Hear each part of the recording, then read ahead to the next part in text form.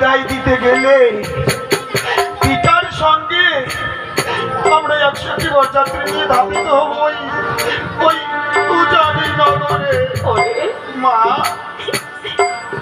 আজ মায়ের কাছে এসেছিস বিদায় নিবি বলে? হ্যাঁ মা। আমি যে পারবো না কথা। মা, ওই বিদায়ের কথা শুনলে প্রাণীকে বড় ভয় হয়।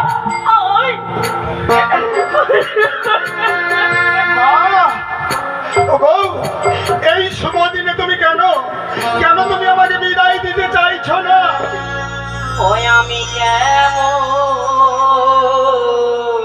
করি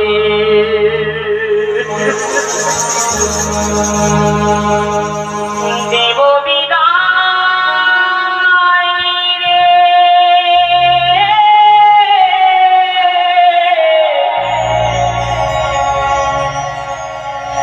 ওরে